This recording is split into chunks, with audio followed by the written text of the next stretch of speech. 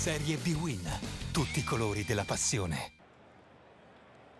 Per la sesta giornata della Serie B-Win allo stadio Zecchini si affrontano Grosseto e Crotone, padroni di casa ancora imbattuti in stagione, che recuperano in extremis Sforzini e che lanciano dal primo minuto il giovane Ronaldo in mediana.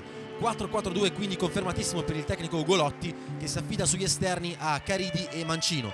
Buono il morale per i calabresi, reduci dalla prima vittoria in stagione contro l'Empoli. 4-3-3 quindi per Menichini, con Pettinari che vince il duello con Djuric. Arbitra il signor Mariani della sezione di Aprilia. Buono l'inizio del Grosseto, che sicuramente è galvanizzato dalla posizione in graduatoria. Ecco inquadrato Ugolotti, ed è proprio del Grosseto la prima occasione, con Petras che si invola sulla destra, poi Caridi in area di rigore, prova col mancino, Belek è attento. 2 minuti più tardi tocca invece a Sforzini, vediamo il contropiede del Grosseto, Mancino sulla destra, poi crossa con il suo piede migliore, il destro, Sforzini prima di petto e poi con l'esterno destro, Belek ancora fa buona guardia. La reazione del Crotone è tutta in questa punizione di Ciano col mancino che impensierisce Narciso, ma che non trova il più lauto dei bottini.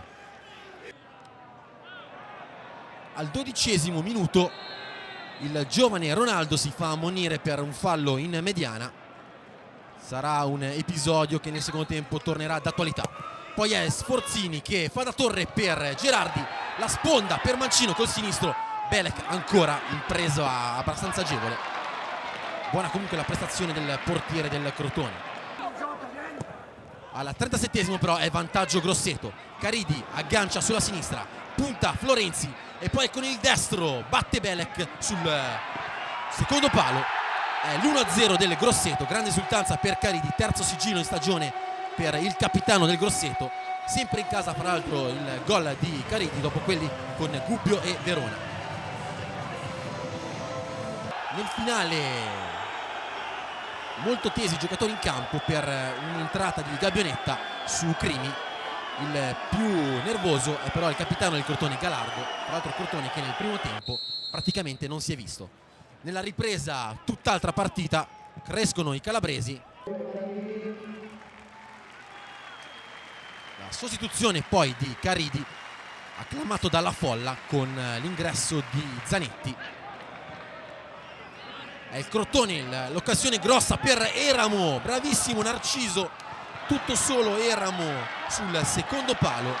Grande intervento di Narciso, protagonista in questa occasione, ma è ancora Crotone con Florenzi in prestito alla Roma, il giovane terzino destro, il cross e la grandissima occasione per Sansone che sbaglia da pochi passi, un tuffo di testa. Non arriva il gol per il Crotone. Al 75° però il secondo brutto fallo di Ronaldo, il giovane classe 90 che debuttava oggi dal primo minuto, e quindi espulsione Grosseto in 10 uomini. E quindi si fa ancora più pressante il forcing del Crotone con il tiro di Florenzi all'83° sul quale si oppone Narciso, e al 95° con il forcing del Crotone che libera il contropiede del Grosseto e il gol di Alpha Game, neoentrato, il terzo gol in stagione per l'argentino. È 2-0 Grosseto che sale quindi a 12 punti in classifica, secondo posto per i toscani, mentre rimane a quota 4 punti il Crotone di Menichini.